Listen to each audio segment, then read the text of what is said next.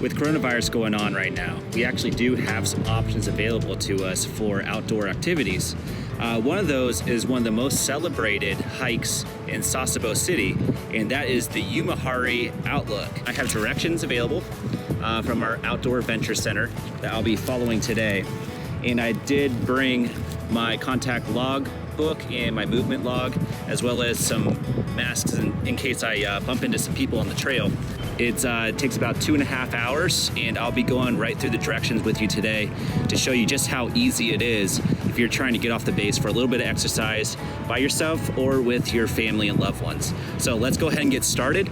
It begins right at the back gate. And the directions state that we're supposed to take a right out of the back gate, continue down the road, cross the street at the red light, and take a left-hand turn. SSK is another famous landmark here in Sasebo. So I can actually see the sign right there. The road is going to veer off to our right, and it's going to get a little bit quieter because we're going to get away from this really heavy traffic here on the road. It says you will pass by a school on your right. You now have to walk on the street up through the Cho, which is a Japanese neighborhood where people live, and can continue straight uphill. This is where it starts to get a little more fun. It starts actually feeling like a hike rather than just a walk through Sasebo City. Just coming from my experience, it's always really wise to bring some bug spray with you. Reason being, in the summer, the bugs here in Sasebo are very aggressive. The directions say you will reach a 4-way traffic light, and then you just continue straight. And it says once you reach the 2 vending machines, take the road on the left. The road will continue to the right, then left, and continue uphill. Okay, we just passed the 2 machines right there. You see they're directly behind me. That's one of the only sections that might really trip you up on this trail.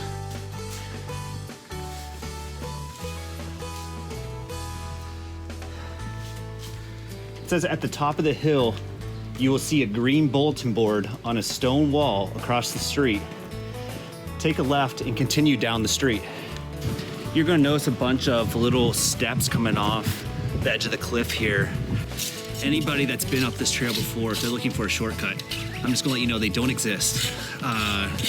Those are actually stairways that go down to the houses that are built up right against the mountains. There's really no quick way to get up here other than this path that we just walked through. So those are nice gates and everything. You see one right there behind me. To pass by, you can kind of enjoy the view as you're walking up here. You can see the shipyard, and you can actually see CFAS, the Commander Fleet Activity Sasebo base, from a lower vantage point here. But anyways, the directions state, soon you will see a small wooden trailhead sign on your right leading the way to a paved road. Take this path. That's where I'm at right now, and I will show you up close the street sign, so you know what we're talking about here. That's the wooden sign that's leading up this path.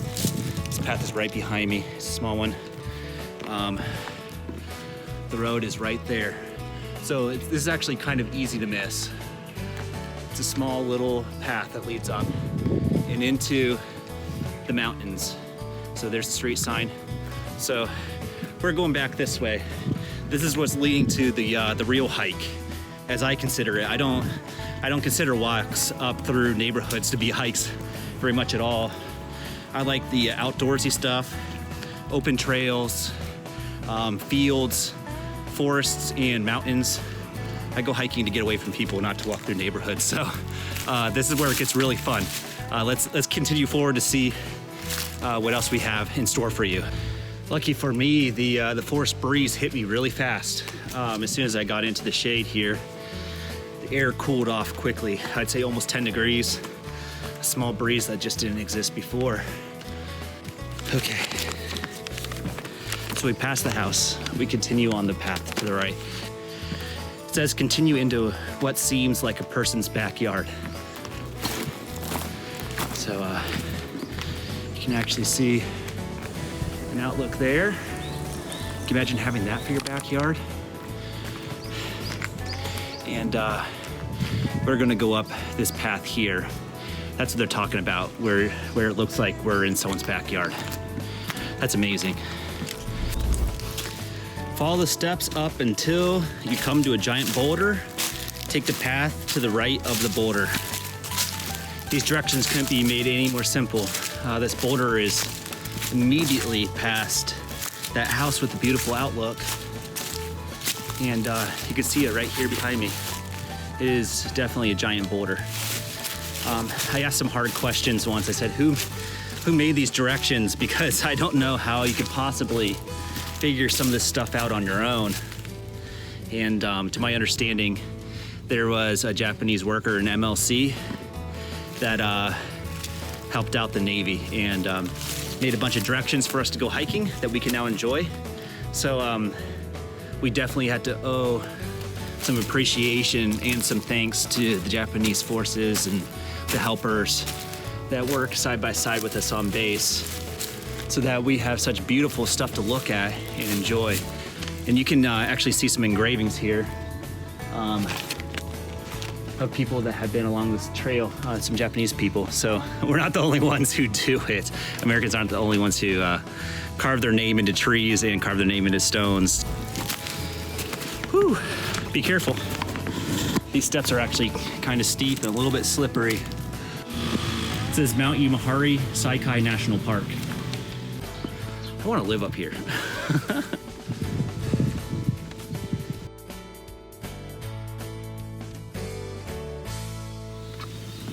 This clearing right here is where I always stop to take some selfies and some photos, just because the trees lead to some really nice, interesting backgrounds.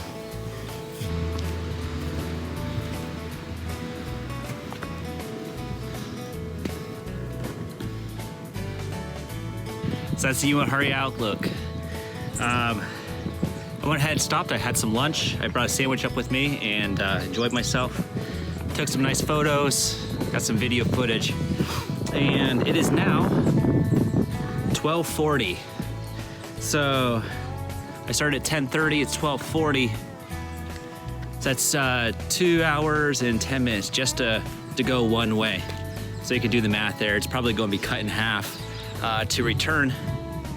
But let's go ahead and see your photos. If you have any photos from you being here, post them in the comments section. Let us know how we did as far as the directions went. These are directions that were provided to us from the Outdoor Adventure Center. So it should be easy enough. If you need to get a copy, you can either visit their location, and I will make digital copies available to you online if you need to print some off to try the walkout. Good luck, have fun, and I'll see you next time.